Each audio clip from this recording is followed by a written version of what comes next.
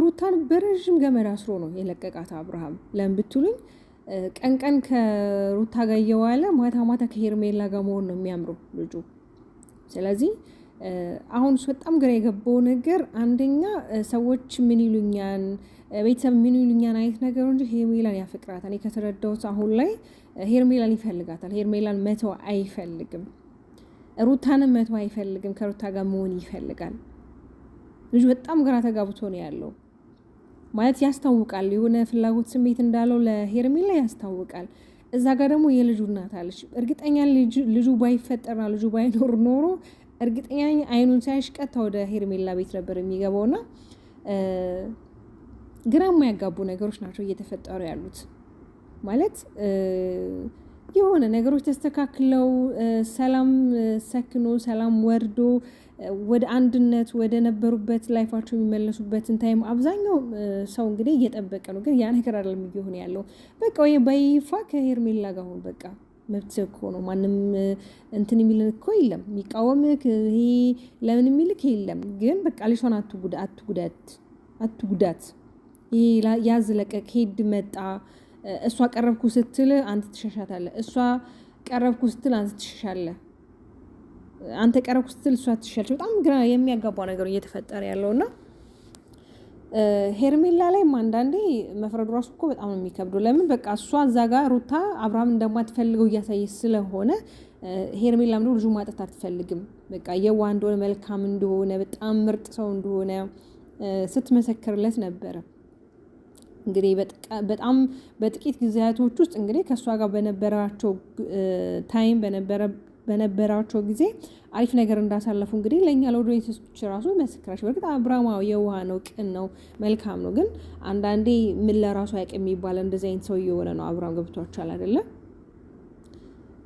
ሄርሜላም ይሄ መገናኘቱ መገባበዙ ምናምን ነገር ምንም ማለት አይደለም። ገብቷቸዋል አይደለ?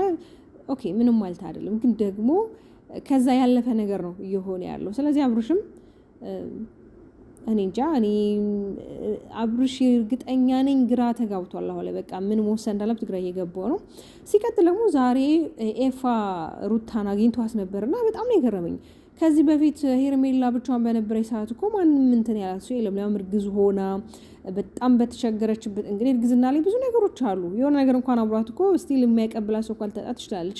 አዎ ብላለች። ምንም በዙሪያ ሰው ቢኖረኝም ግን እኔም በጣም ብዙ ነገሮችን ስራ ግላ ያረኩባቸው ጊዜያት ነበር። እሱ ደግሞ ወንድ ልጅ ነው። በቃ ወንድ ልጅ ሮጥ ብሎ ነገሮች ማስተካከል ይችላል። እንዲህ ምን አርጊ ነው የምትሉኝ? በቃ እኔ የራሴን ህይወት መኖር የለብኝም ወይ?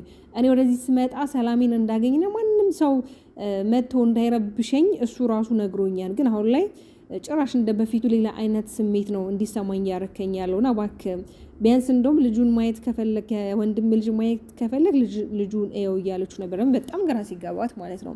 እና እውነቷን ነው። ግን እውነት ለመናገር በእርግዝና ሰዓት ብቻውን በነበረች ሰዓት እሷ ተከራይታ በነበረች ሰዓት እንደውም የነበረው አቤል ነበር። በዛ ታስታውሳልና ወንድሞቿ ነበሩ። በእርግጥ ማለት እኛ አናውቅም። ሁሌ እንደምላችሁ ከካሜራ ጀርባ ምን እየተፈጠረ እንዳለ ምን እየሆነ እንደሆነ እኛ ምን የምናውቀው ነገር የለም። ግን ደግሞ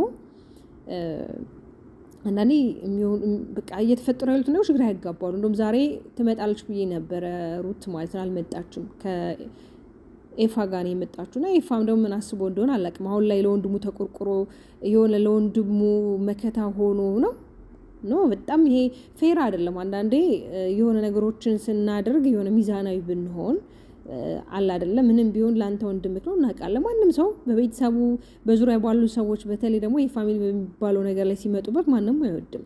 ግን ደግሞ ያኔ እሷ እንዳለች ከየት ነበርክ? አሁን ለወንድምክ ሲሆን ነው እውነት በጣም ነው የሚደብረው። ያ መሆን የለበትም። እና እኔ ግን ግራ በጣም ነው እየተጋቡ ያለሁትኝ። እኔ 99% አብሮ የሚሆኑበት መንገድ በጣም ሰፊ ነው። አብሮ ይሆናሉ እያልኩ ነው ያሉት። ቤታቸውን ካያችሁት ፎቶቸው ማርሽ በቅርቅ ብሎ ነው ያለው።